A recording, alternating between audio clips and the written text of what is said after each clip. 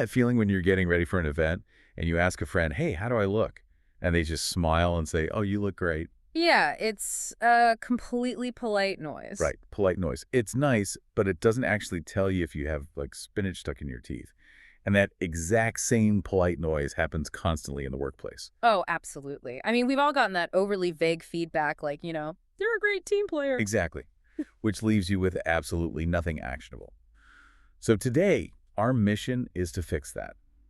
We're doing a deep dive into a recent HRDQ blog post, which gives us a blueprint for designing a peer feedback system from scratch. Right. But to build that blueprint, the post points out that we first have to figure out why we're actually asking for those insights. Because a lot of organizations make this huge mistake right off the bat. Wait, what kind of mistake? Because setting up a feedback form seems, I don't know, pretty straightforward. You'd think so, but the mistake is mixing day-to-day employee growth with formal HR decisions. Oh, like performance reviews and pay raises. Exactly. If you use the exact same system to help someone improve their skills and to decide the annual bonus, the whole conversation just warps. Because money is on the line. Yeah. When people know their words impact a coworker's paycheck, they hedge their bets. They give these safe, neutral answers to protect their peers or just to dodge any blowback. Okay, but isn't creating two totally separate systems, like one for growth and one for evaluation, isn't that just double the work for management? Well, it is a logistical shift, sure, but look at the Adobe example mentioned in the post. They totally ditched their traditional annual reviews. Wow, really? Like completely? Completely. They swapped them for frequent, growth-only check-ins that are totally decoupled from compensation. And by removing that evaluation pressure, they saw immediate, honest, productive conversations. That makes a lot of sense. It's kind of like separating the role of a sports coach from the referee. Oh, that's a good way to put it. Yeah, like the coach is just there strictly to help you improve your swing, but the referee is only evaluating the score. You really can't have one person doing both at the exact same moment.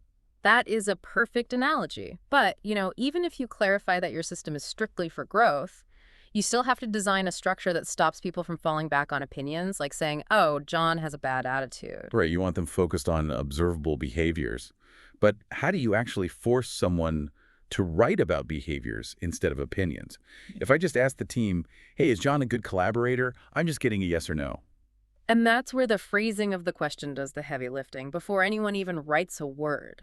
The post suggests a before and after question strategy. A before and after strategy. What does that look like in practice? So instead of asking if John is a good collaborator, you'd ask something like, describe a time John's input changed the direction of a project for the better, and what the project looked like before he stepped in. Ah, I see. So you're basically trapping them into giving a concrete example. Exactly. It narrows their interpretation. But there's another tricky layer here, which is anonymity. Oh boy. I have to ask about this, because if you make the feedback completely anonymous to protect the reviewer, aren't you just inviting, like, internet troll-style bluntness into the office? Well, yeah, that is the inherent danger of full anonymity. It's really only recommended for very low trust environments. That makes sense. And high trust teams can sometimes just use fully named feedback, but the sweet spot for most workplaces is this semi-anonymous setup. Semi-anonymous. How does that actually work? So the feedback goes to the employee group together, which keeps things anonymous on the surface to keep peers safe. But an HR facilitator or a manager can see who wrote what on the back end. Oh, I get it. So if someone leaves a toxic or just really unhelpful comment, the manager can actually step in and investigate. Right, exactly. But here's the thing. Even if it's safe to be honest and you have those great before and after questions, honesty doesn't automatically equal usefulness. Right, because what if a peer genuinely just lacks the communication skills to write anything helpful? Well, I mean, think about the last time you had to write a peer review. You probably stared at a blank screen for 10 minutes trying to figure out what they actually wanted. Guilty as charged, yeah. Feedback is a learned skill. It's not innate. That's why the post recommends a 15-minute calibration session before you even launch the system. Okay, so you sit the team down, you show them a slide that says, Sarah is a good communicator, and then what? Ask them why it's terrible feedback. Yeah, you let them tear it apart. And then you show them what a strong behavior-based response actually looks like. And I'm guessing managers really need to enforce that standard. Like if someone submits weak feedback after that session, the manager has to kick it back and say, hey, can you give me more detail on what you observed? Exactly. But returning a weak response should be framed as a coaching moment, right? Not a reprimand. You're helping them learn. And to keep them from burning out on that learning process, The cadence matters. Keep these cycles quarterly. Yeah, because if your team physically groans, when that feedback form hits their inbox, you are definitely asking too often. You've hit feedback fatigue. Right, it just becomes a chore. So to summarize all of this, to build a system that works, you have to separate growth from evaluation, craft those behavior-forcing questions, calibrate your team, and stick to a quarterly rhythm.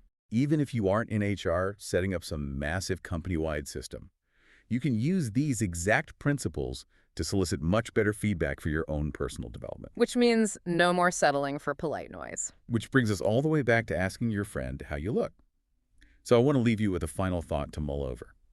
If you stripped away all the polite, sugar-coated fluff from the last piece of professional feedback you received, what was the actual specific behavior they were trying to get you to change?